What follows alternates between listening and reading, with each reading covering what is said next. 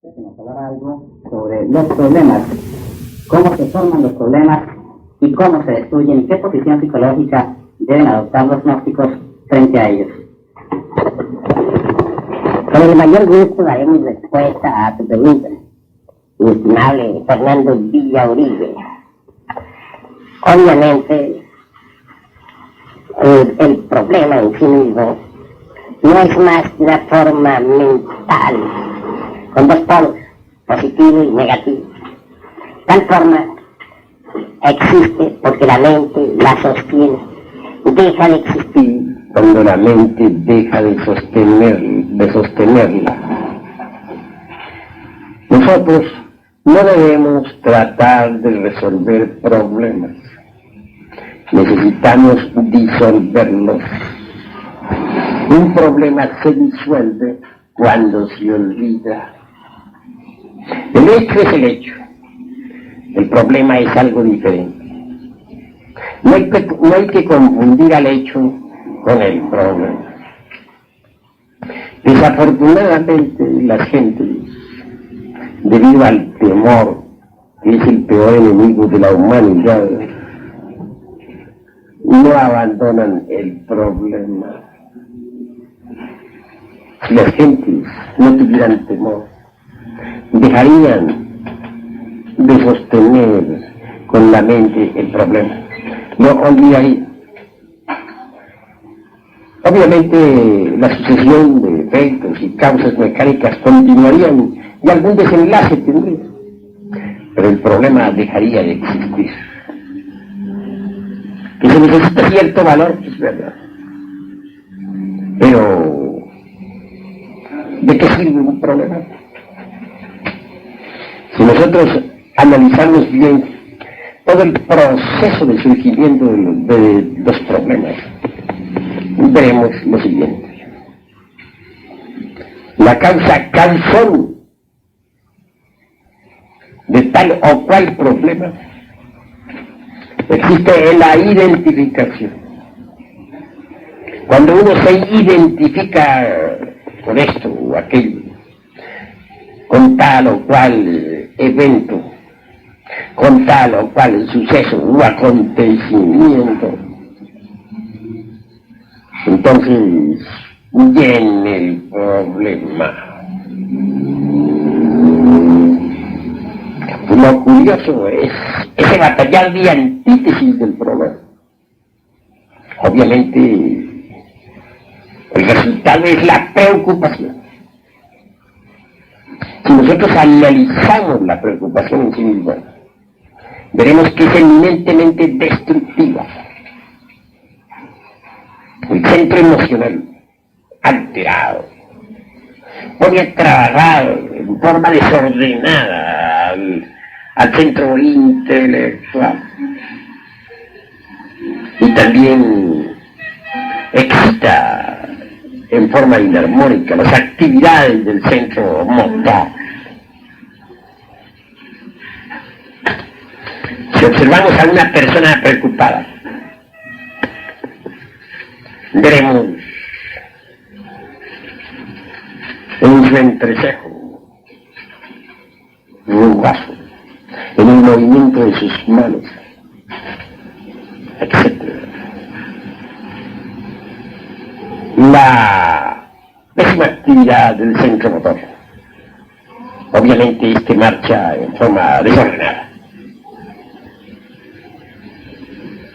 Y en la mente no hay duda de que hay un batallar de antítesis espantoso.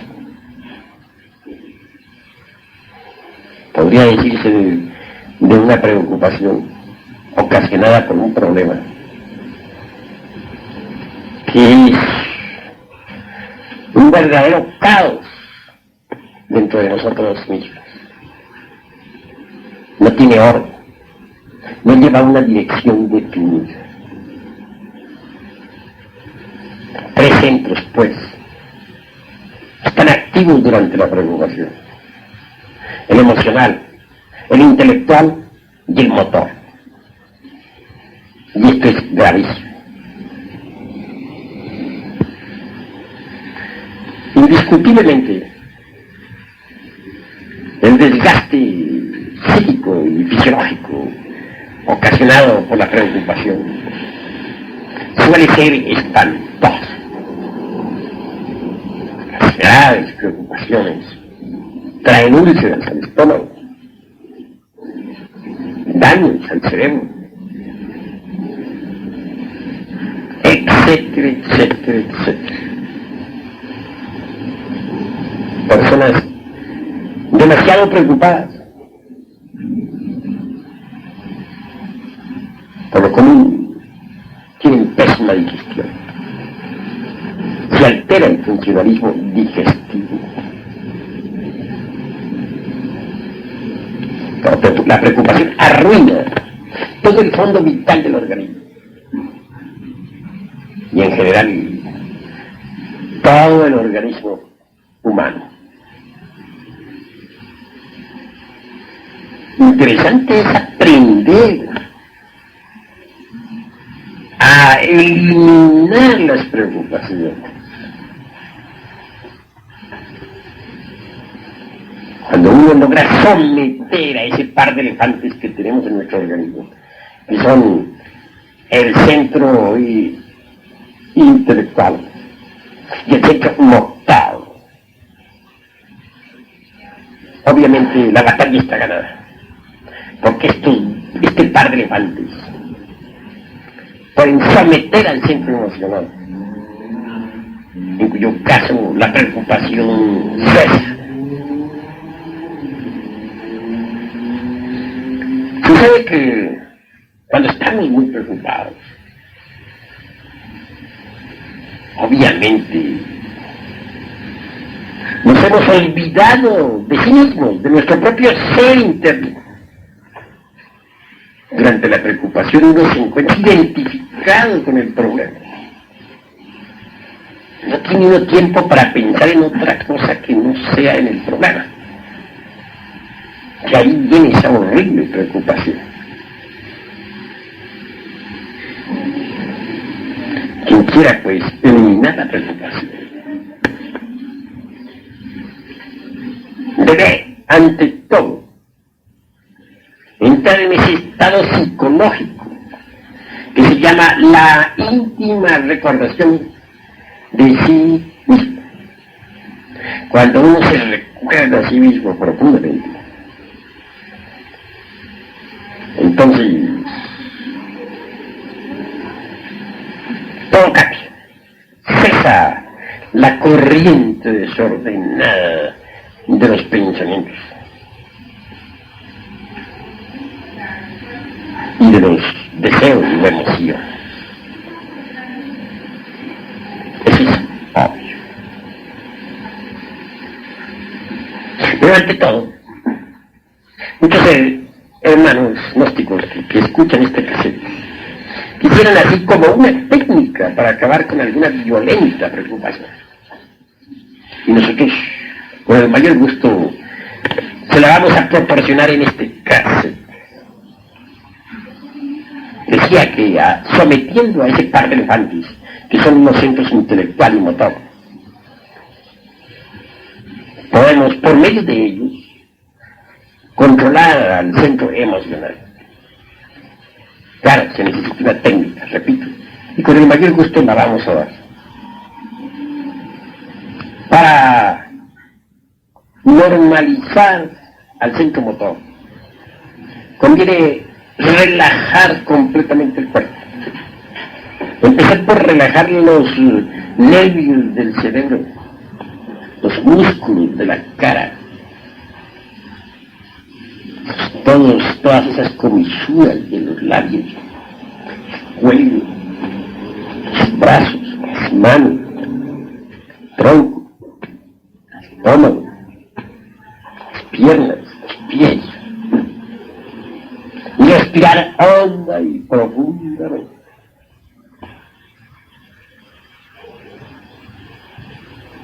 La sadhana aconsejable o la postura aconsejable para esta relajación.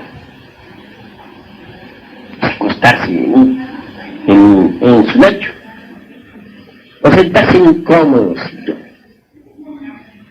así relajados y respirando en forma rítmica y profunda, que ha controlado el centro motor. En cuanto al centro intelectual propiamente dicho, tenemos que no hacerle caso al proceso ese raciocinio gigantísimo. Si nosotros nos acordamos de nuestro propio ser interno, nos concentramos en nuestro Dios interno, obviamente nos olvidamos de todos esos procesos intelectuales, claramente en suspenso. Ya sometidos a este par de elefantes que son centro motor y centro intelectual. Entonces, mediante los mismos, podemos someter al centro emocional. Es claro, una mente serena, tranquila, y un cuerpo relajado. De hecho, son decisivos para que influyan en el centro emocional. Deja sus movimientos desordenados. Es decir, se aquietan las emociones, quedan en suspenso y la preocupación pasa. Pensemos en lo que es un centro intelectual quieto y en silencio, en lo que es un centro emocional quieto y en silencio, y lo que es un cuerpo físico completamente relajado. En estas circunstancias la preocupación ha dejado de existir. En estas circunstancias el problema ha sido olvidado. Problema olvidado es problema disuelto. Viene la paz. Después de esta práctica, somos distintos. Si miramos el evento aquel que proporcionó la preocupación, que dio origen al problema, ya no lo vemos como lo estábamos viendo antes de la práctica. Lo podemos observar en forma distinta, diferente. Ha dejado de existir el problema, se ha acabado la preocupación. Lo que pueda sobrevenir después ya no nos importa. El miedo ha quedado también cancelado. Así pues, esto es lo que conviene saber en relación con los problemas y las preocupaciones. Hasta aquí mi respuesta. Quisiera preguntarle ahora cuáles son los 3 pasos de los cuales usted ha hablado para la destrucción de los egos, y también que nos aclare algo sobre cómo se disfrazan los egos para que sean más difícilmente identificables y por lo tanto más difíciles de destruir. Con el mayor gusto voy a dar respuesta a nuestro hermano Villa sobre este asunto de los yoes. Ciertamente necesitamos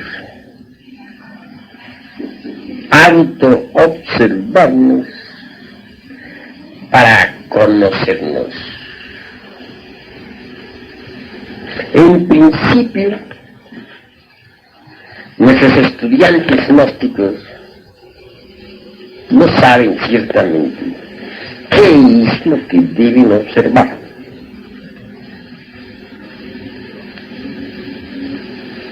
Cuando se comienza la autoobservación, todo resulta caótico. No se tiene todavía la práctica. Aparece nuestra psiquis confusa. Conforme nosotros vamos desarrollando el sentido de la autoobservación a través del mismo ejercitamiento práctico. Comenzamos también a percibir vagamente algo de nosotros mismos que antes no conocíamos. Posiblemente descubramos que tenemos un defecto que antes nunca sospechábamos. Tal vez la mala voluntad hacia algo, posiblemente un deseo inferior o una emoción negativa, o cualquier otro defecto psicológico. Cuando uno realmente ya ha descubierto, aunque vagamente, algo de lo cual antes no se había dado cuenta, entonces, incuestionablemente, se encuentra ya, pues, algo sobre qué trabajar. Y surge en nuestro interior el propósito de trabajar.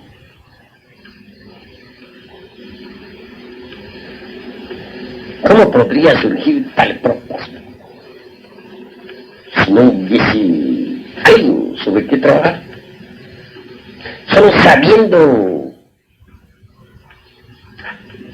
sobre qué debemos trabajar puede nacer en nosotros el incentivo, es decir, el propósito de trabajar.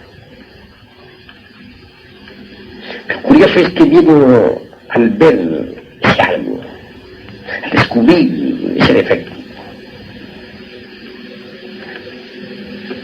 a comprender también que mucho tiempo fue uno esclavo de eso, de tal o cual error. El trabajo subsiguiente consistirá en separar ese error de nuestra propia psiquis. Siempre estuvimos bajo ese error. Ahora separarlo es lo fundamental. Esto de separarlo implica un gran esfuerzo y posiblemente hasta un tremendo superesfuerzo. Cuando uno avanza en el trabajo, puede desintegrar ese error hasta volverlo pauta.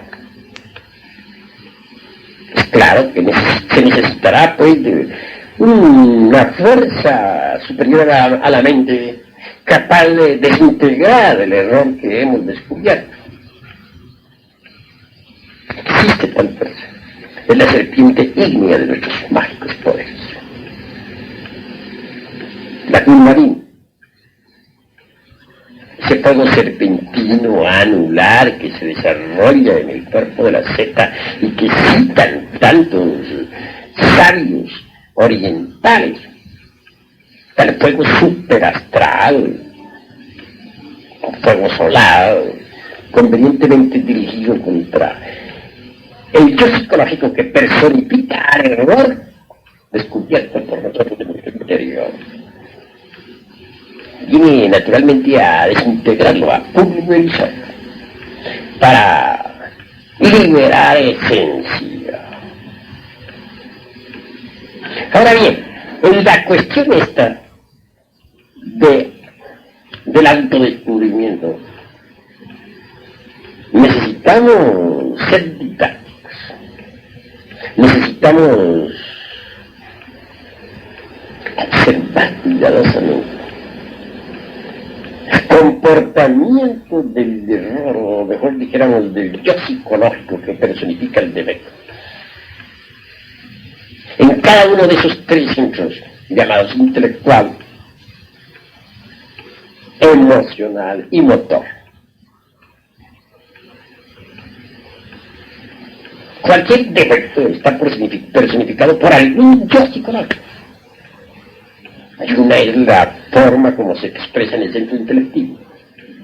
Otra, el modo como se comporta en el centro emocional situado en el corazón.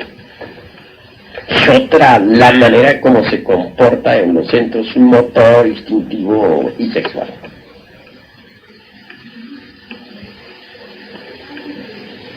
Esas tres formas de comportamiento de un yo. Bien vale la pena que las observemos cuidadosamente.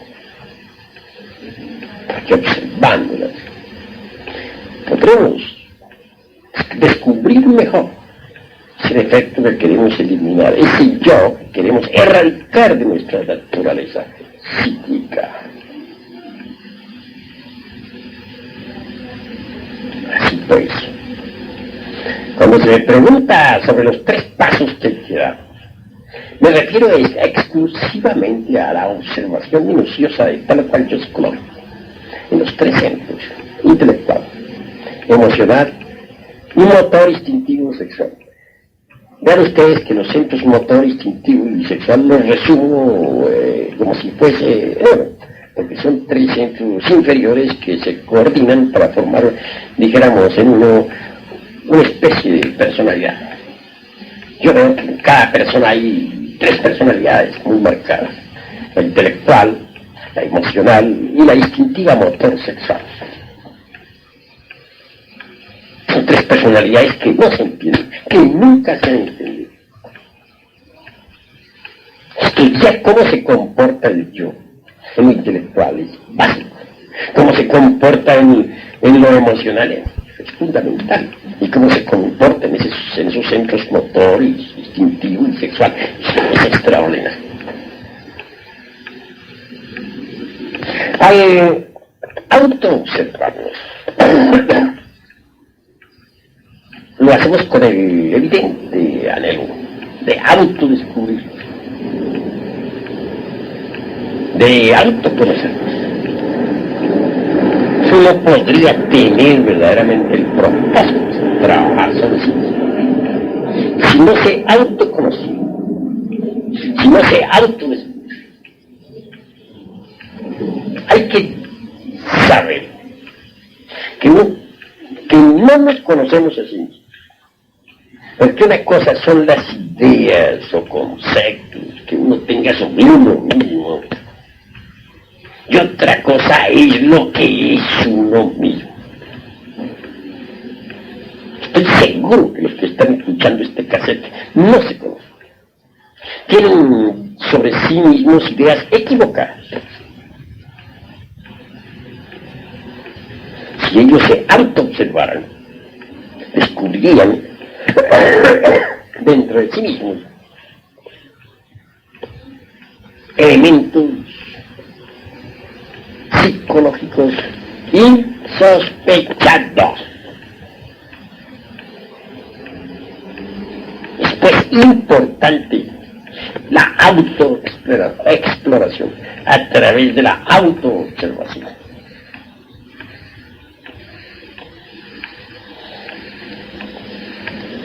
Naturalmente que se necesita el propósito de trabajar sobre uno mismo. Si se quiere un cambio radical, interior, profundo. Mas tal propósito no podría surgir de nada. Incuestionablemente ese propósito del trabajo solo podría originarse de la autoobservación, que nos da a su vez el autoconocimiento. Cuando uno descubre mediante la autoobservación la existencia de tal o cual elemento indeseable, siente en sí mismo la necesidad de un propósito. Claro que sí. Surge en uno el propósito de erradicar ese elemento de su naturaleza. Y si persevera en el propósito, pues al fin triunfa.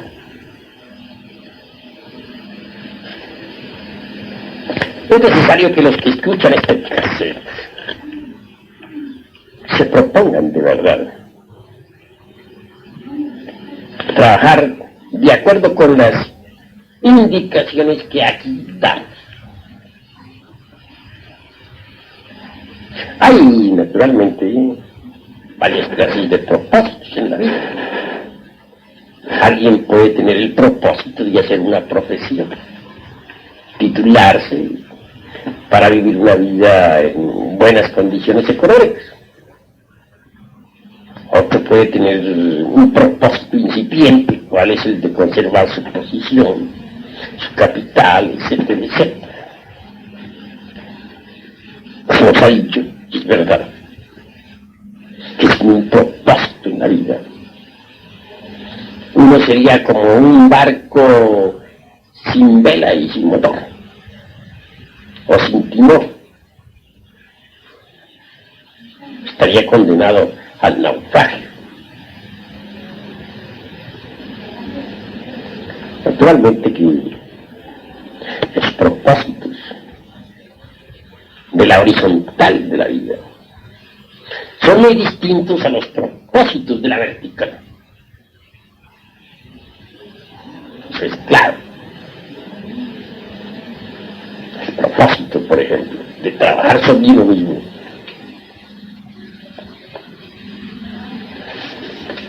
puede estar reunido con los propósitos de la vida tal como se procesa en la línea horizontal de la existencia. Aún más, los propósitos de la vertical no tienen ninguna significación en la línea horizontal de la existencia. Cuando uno tiene el propósito de trabajar sobre sí mismo,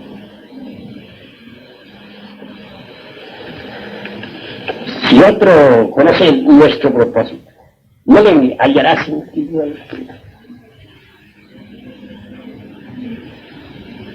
Hay cosas, por ejemplo, en la vida práctica que están correctas, y sin embargo, dentro del terreno vertical de la existencia, no están tan correctas. Quien se propone trabajar sobre sí mismo, incuestionablemente tiene las leyes que ha sometido a otras leyes, pero no son leyes que le permiten, al contrario, son leyes que le benefician y que a la larga le permiten su liberación.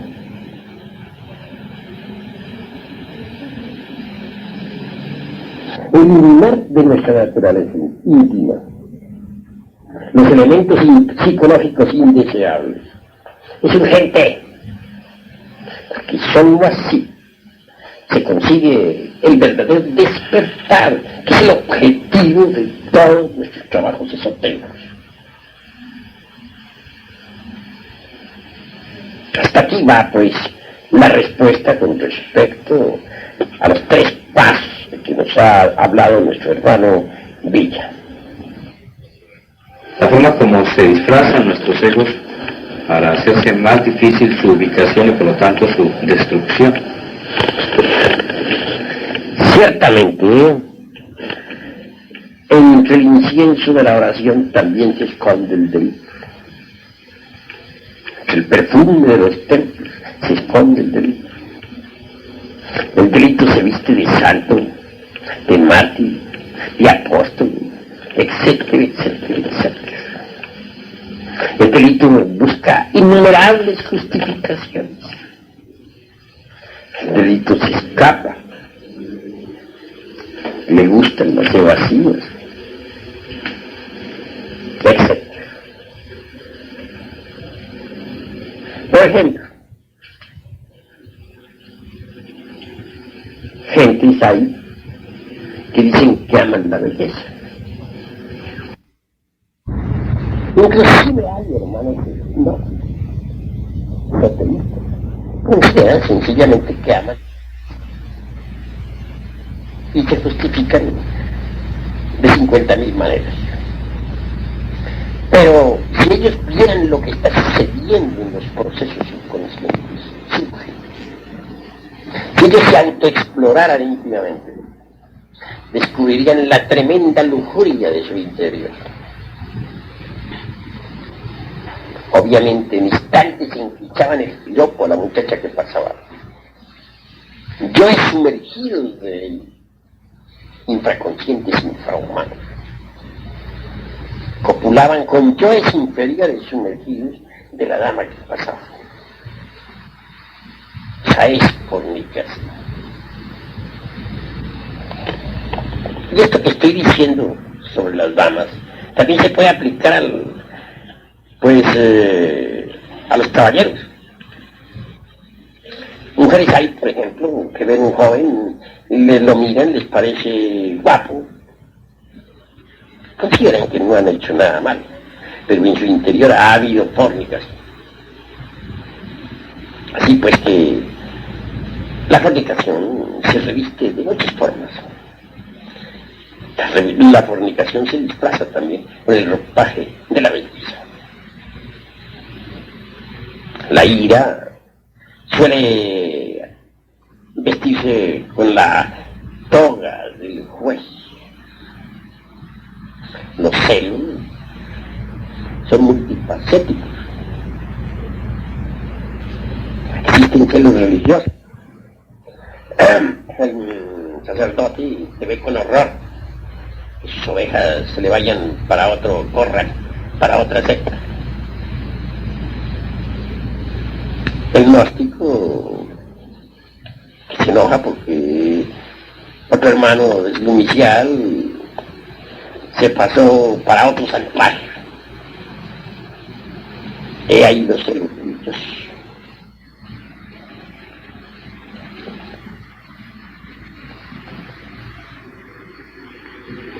Iba a decir, el hombre celoso. Repito, el hombre celoso cuida mucho a su mujer, considera que está rodeada de peligros, la encierra bajo 7 candados, etcétera, etcétera, etcétera. Mas en el fondo son puros celos.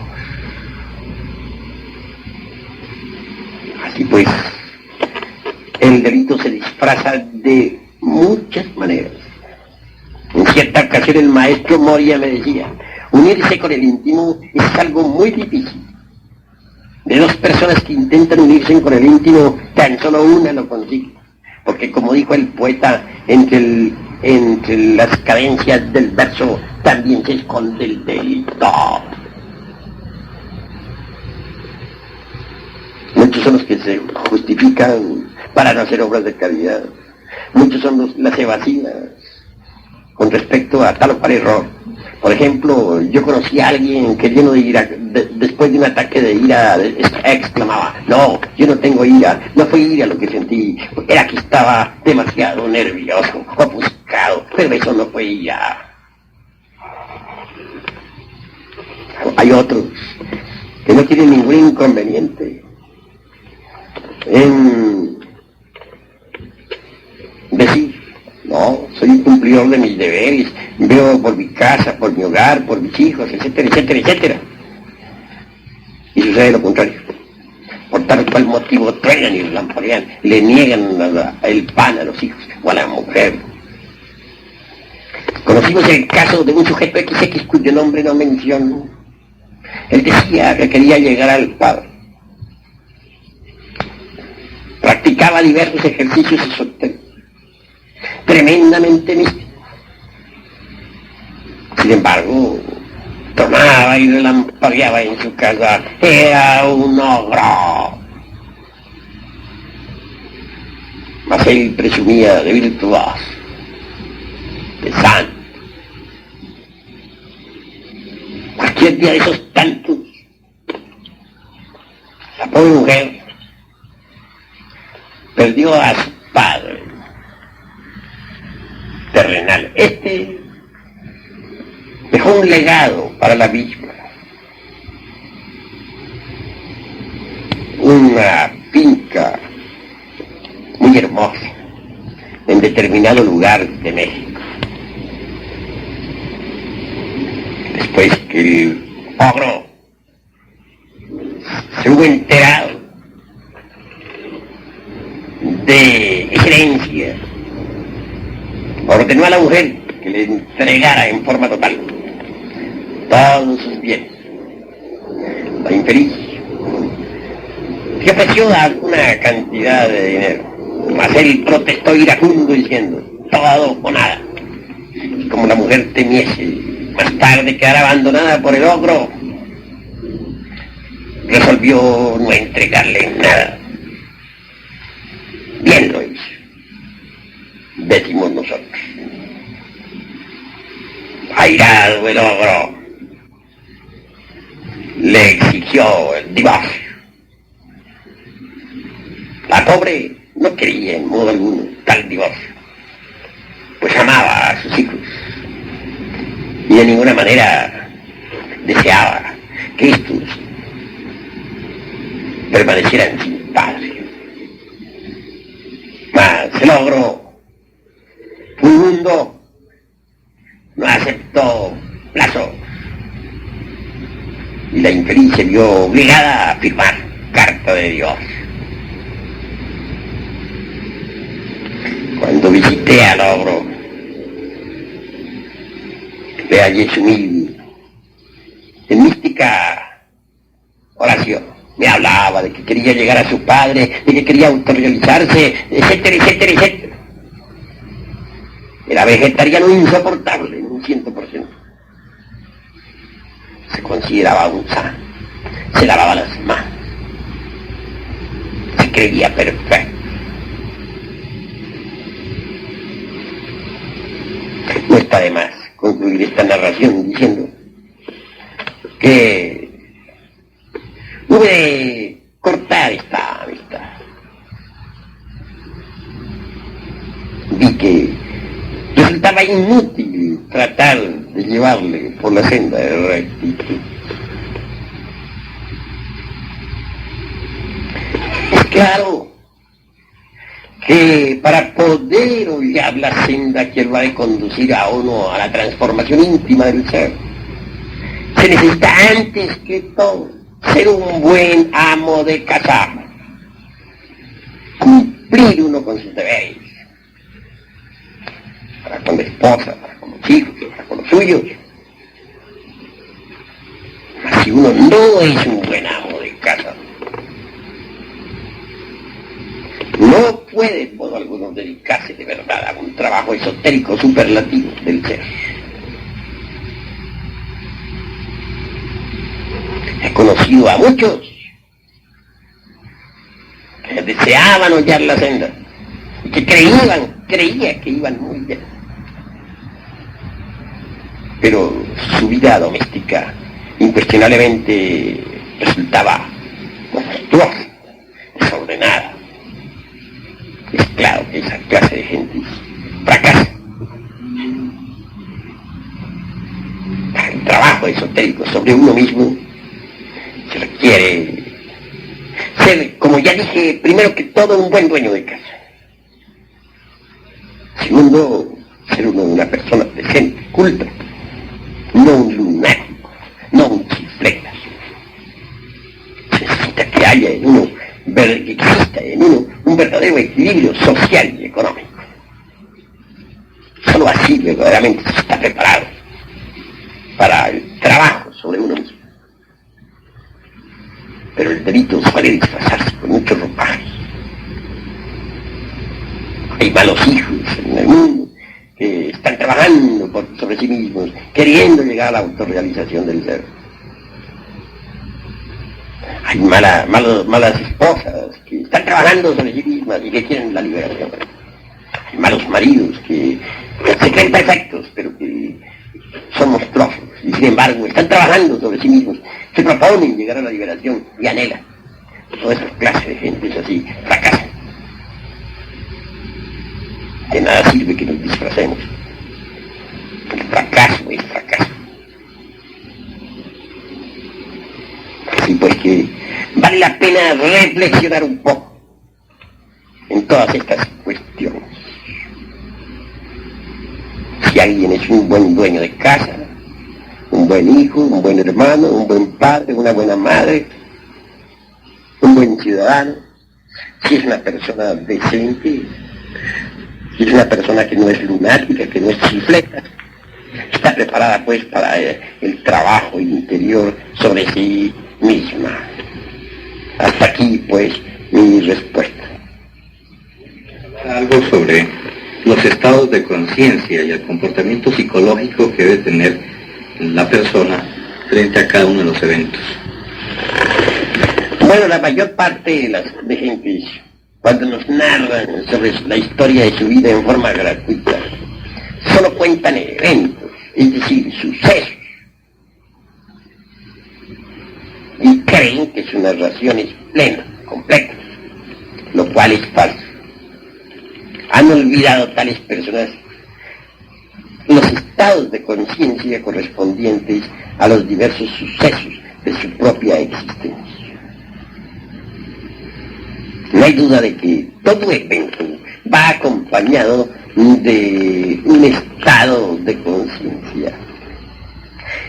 Hay tantos estados de conciencia cuantos eventos hay. Eso es obvio. Muchas veces sucede, pues, que no nos hallamos en el estado de conciencia apropiado para tal o cual suceso. Y el resultado suele ser el fracaso. Podría decirse que existen acontecimientos que toda la vida hemos estado aguardando. Y el día que verdaderamente llegan a caer, entonces no sabemos apreciarlos por no hallarnos en el estado interior apropiado. El 13 de diciembre de este año 1974 celebramos aquí en México la clausura de los estudios 1974. La fiesta estuvo alegre, fue armonizada por un conjunto musical. Todos los hermanos dichosos. Sin embargo, pude apreciar a una dama que no se hallaba en el estado interior apropiado. Esta dama empezó quejándose de la música, que los sonidos estridentes, que se iba a volver loca con esos ruidos, que me pediría permiso para retirarse, etcétera, etcétera, etcétera. Luego alegó algunas razones de tipo espiritual. En forma enfática subrayó. Pensaba que este festival iba a ser con una meditación muy profunda, pues me han dicho que usted da clases de meditación en tercera cámara. Mi respuesta, claro, fue la siguiente. Hemos estado meditando durante todo el año, estimable hermano. Y hoy solamente hemos sacado una mínima cantidad de tiempo para clausurar los estudios del presente año en nuestra institución. Indubitablemente, los hermanos todos hemos celebrado por tal motivo una fiesta. Creo que con este festival damos por terminados los estudios del presente año escolar. Nada parece no haber entendido. Cuando prosiguió con sus estados de nerviosismo con la música que resonaba alegre en la estancia, me limité a decirle dos palabras: paciencia y serenidad. Algo entendió la dama, mas al fin no pudimos evitar que se retirara. Como ven pues ustedes, estimables hermanos que escuchen esta cinta, Picalama no se hallaba en el estado interior apropiado.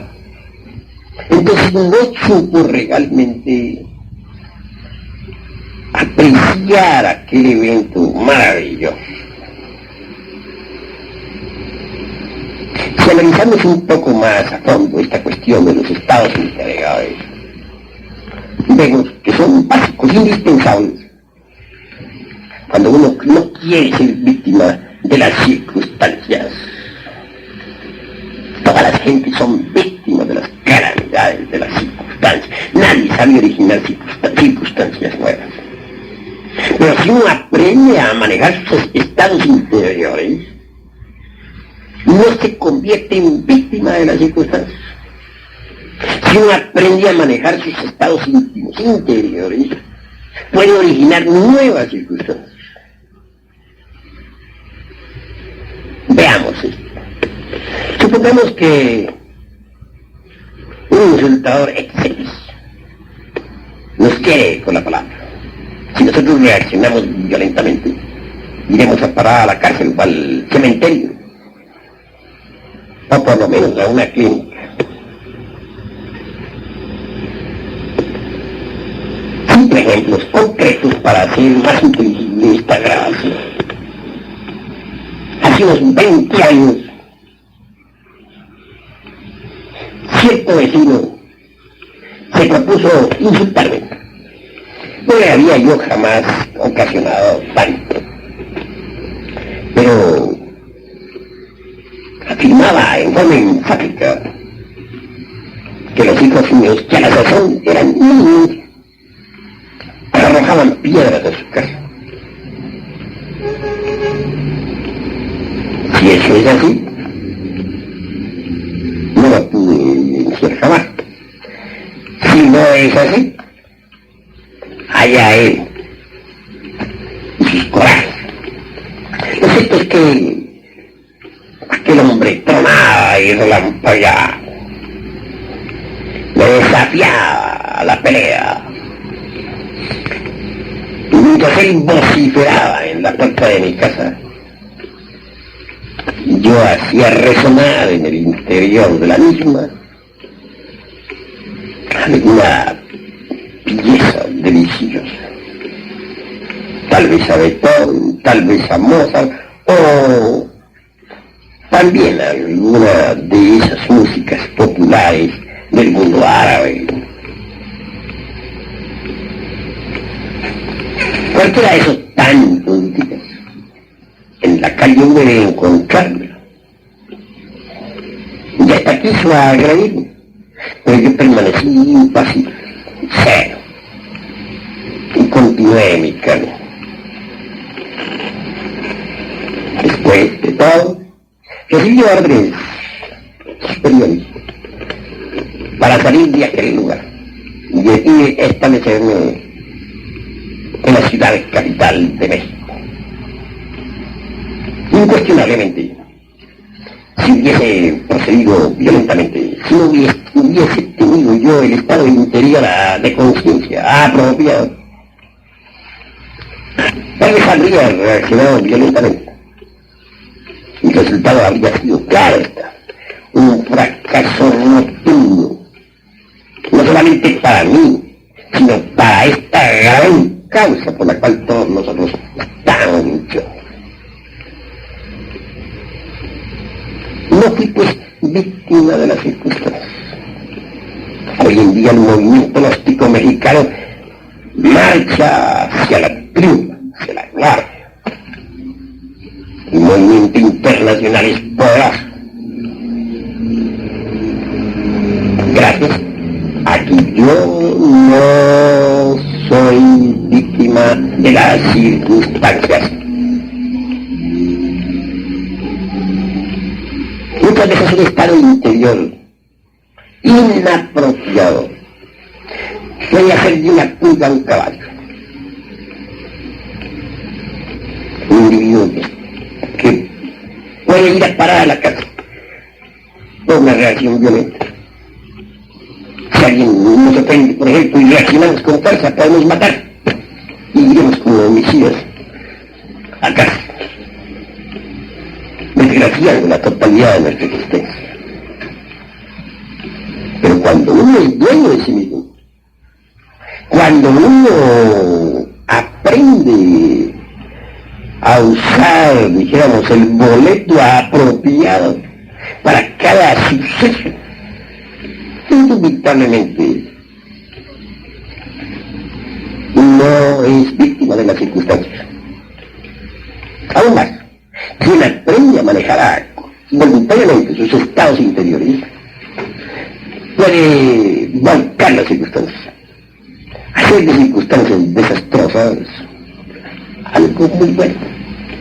Puede aprender mejor, dijéramos, a sacar el mejor partido de las adversidades.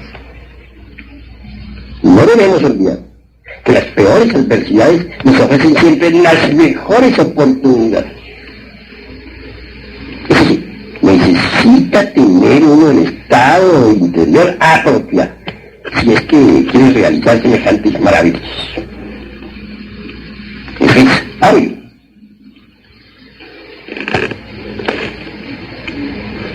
Continuando hacia adelante nosotros con estas disquisiciones, podremos darnos cuenta cabal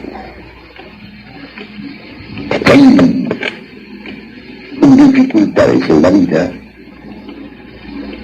que son desastrosas, pero que mediante un estado interior apropiado podemos modificar completamente a nuestro favor. En cierta ocasión, alguien quería asesinar a una persona que había en casa. Vino a buscarle con el ánimo de darle de balazo. Yo sentí interiormente el peligro que tal persona corría. Y cuando preguntara el posible asesino por esta persona, me limité a hacerle entrar. Y me ofrecí Siria. Y luego, ambos, el buscado y el buscador, se le daron pláticas. Obviamente yo fui el intermediario. Las palabras que dije, lo que aquel dijo, etcétera, fueron motivos más que suficientes como para que aquel que venía con el ánimo de asesinar no asesinara y hasta se convirtiera en un gran amigo. Es ahí cómo se modifican circunstancias cuando uno aprende a usar el boleto apropiado. Hemos visto fieras, pues, transformadas cuando uno tiene el estado interior apropiado. Uno puede, mediante el estado de conciencia correcto, domar verdaderas fieras. El que es víctima de las circunstancias, incuestionablemente no sabe manejar sus estados interiores.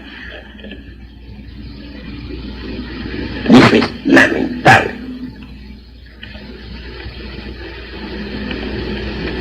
Así pues que conviene poner mucha atención a los estados de conciencia. Sí, básico, sí, es fundamental. Desgraciadamente, la gente le da más importancia al evento que al estado interior. Yo digo que la forma como reaccionemos ante el evento es más importante que el evento mismo. Si uno aprende a reaccionar sabiamente ante tal o cual evento, se hace amo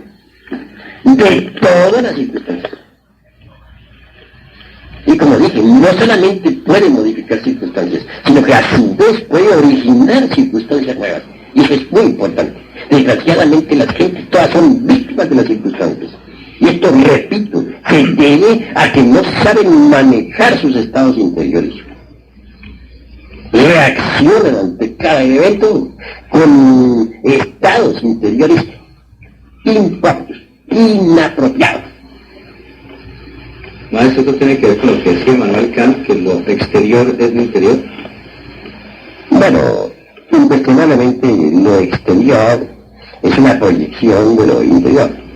Cuando uno interiormente cambia, lo exterior cambia también. Lo importante, pues, para el modo de entender es manejar los estados interiores, a fin de modificar los exteriores. Es interesante, pues, tener para cada evento, dijéramos, el boleto específico exacto. Así va uno con seguridad al punto. Usted dijo que el miedo era el peor enemigo de la humanidad. ¿Por qué? Es claro que el miedo es la raíz de muchos problemas. Claramente podemos decir lo siguiente: las naciones por miedo se arman y van a la guerra. Una nación teme que las otras naciones la invadan y se arma y va a la guerra. Nos hacemos homicidas por miedo. El asesino teme que otro le mate y procura salirle primero dándole de balazos e hiriéndole, en fin, de muerte. No hay duda de que aquellos que no tienen temor no necesitan de revólveres ni de cuchillos. Por miedo, el ladrón roba. Teme a la miseria, teme al hambre, a la desnudez, etcétera, etcétera. Por miedo, la mujer se prostituye. Tiene temor a la vida, temor a la miseria, etcétera, etcétera. Por miedo, se miente. Por miedo, el codicioso codicia. Por miedo, el avaro esconde dinero y al fin se convierte de hecho en un mendigo. ¿Qué es un avaro? ¿No es acaso un mendigo? ¿Cuál sería el karma para los avaros? Nacer en la miseria, en la nueva existencia, en su futura existencia. Por miedo, los gobiernos han cometido las peores injusticias. Por miedo, son muchas gentes justas llevadas a la cárcel. Por miedo, el hombre explota al hombre. Teme a la miseria y se desea conseguir dinero a como de lugar.